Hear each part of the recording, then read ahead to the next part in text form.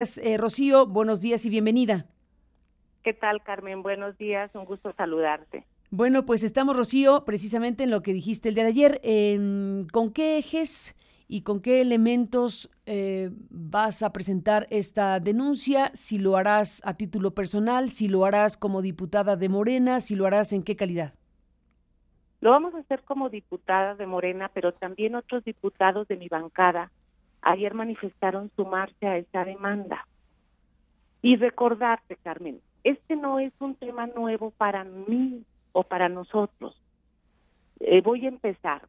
Desde el 2010, en Coatzacoalcos, Veracruz, unos ingenieros con toda la personalidad jurídica como jubilados de Pemex, pusieron una denuncia en la PGR porque Odebrecht, se le asignó a Odebrecht por parte de Pemex un contrato a 20 años a precio preferencial del gas etano para hacer un complejo petroquímico, el cual le iba a hacer la competencia a los complejos de Pemex y que iban a incurrir en dumping. O sea, desde el 2010, porque Odebrecht llega con Felipe Calderón. Se dijo, se manifestó, se vino aquí al Congreso y no hubo oídos para escuchar una demanda donde ya se daba una alerta de cómo estaba llegando esta empresa brasileña. Posteriormente, en 1 de marzo del 2016, yo metí una solicitud de juicio político contra Emilio Lozoya. En la solicitud de juicio político hablo de la filtración de una grabación que saca el Reforma entre el dueño de OHL y Emilio Lozoya, que ya como director de Pemex lo está utilizando como cabildero, personero o gestionador para que lo metiera a la CFE con Ochoa Reza. Estaba fuera en Reforma esperando que llegara Emilio Lozoya para entrar juntos a ver al director de la CFE. Pero también en la solicitud de juicio político estoy señalando que en el periodo que estuvo Emilio Lozoya hubo un endeudamiento neto de Pemex de 10,000 millones de dólares y que ese endeudamiento no llevó a inversión. Cayó la producción de petroquímicos, de petrolíferos, de hidrocarburos, se endeudó a la empresa, se corrió a la gente, o sea, un mal manejo a la administración. ¿Qué pasó con la solicitud de juicio político? El PRI y el PAN dejaron que pasara el tiempo, un año que él estuviera fuera de Pemex para que no aplicara la solicitud de juicio político.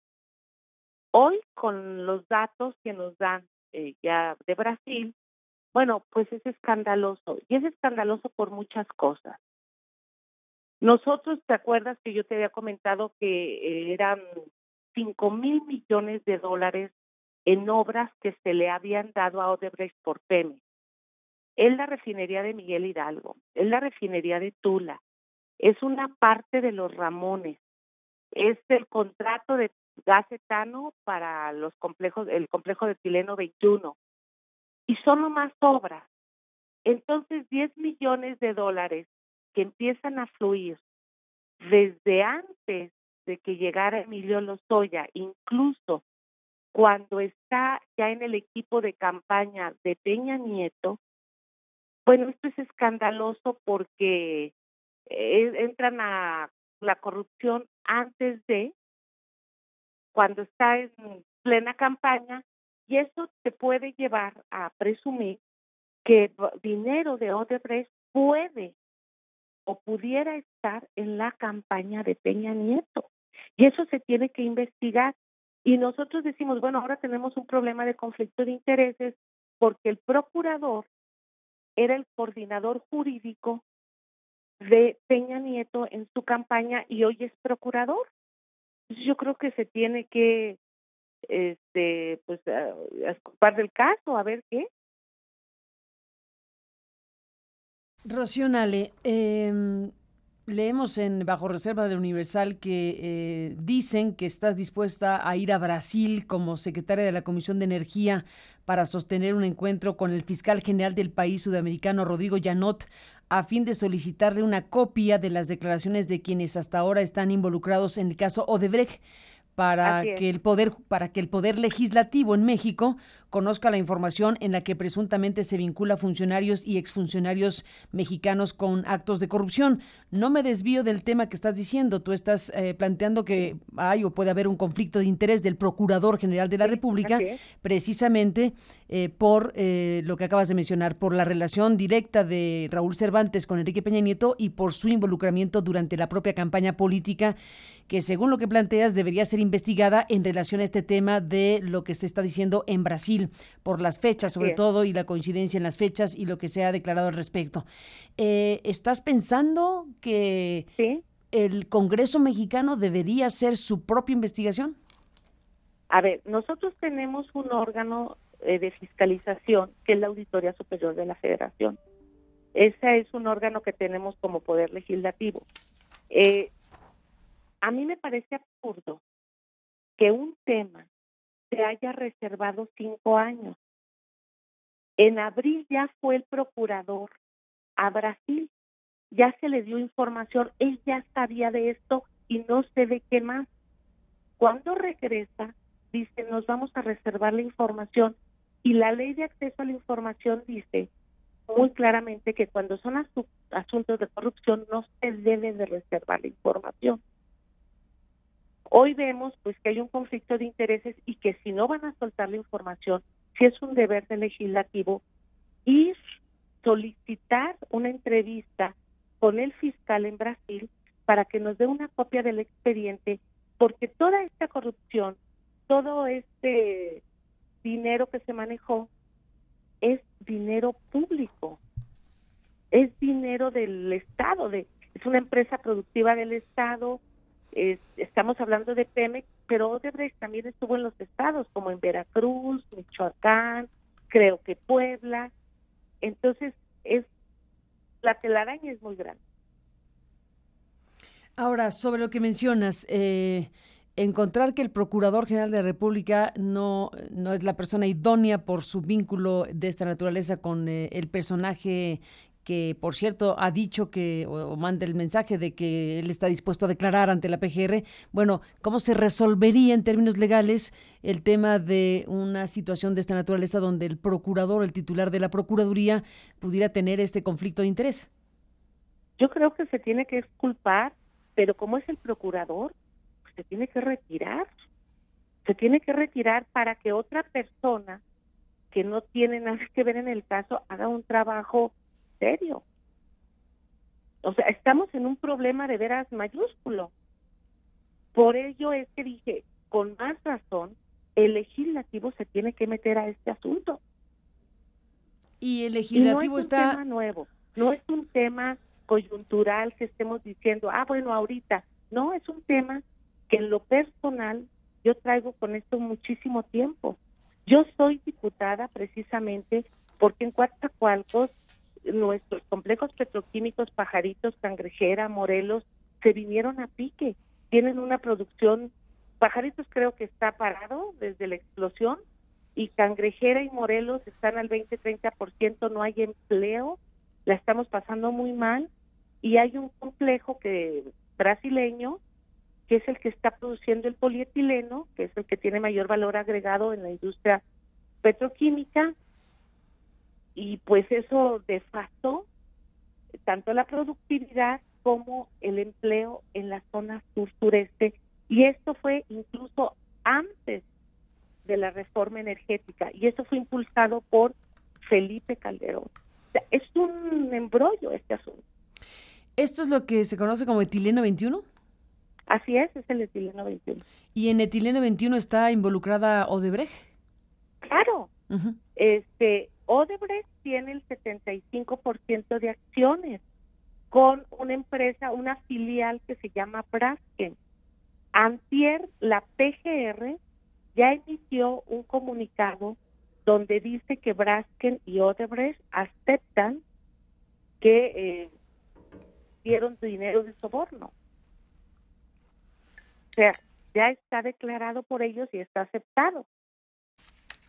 Rocío Nale, ayer Emilio Lozoya emitió un mensaje diciendo que le ha pedido a sus abogados que procedan a demandar a quien corresponda por daño moral y otros ante una serie de señalamientos y acusaciones sin fundamento que deberán probar con hechos, y que, bueno, pues rechaza la impunidad con la que se conducen quienes hacen acusaciones sin sustento.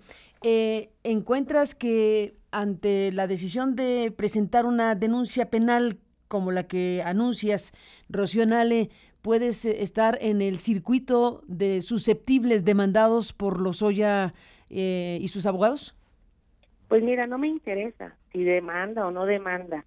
No es casualidad que toda la información que han dado estos personajes brasileños que entraron a este acuerdo sea verdad en toda América Latina.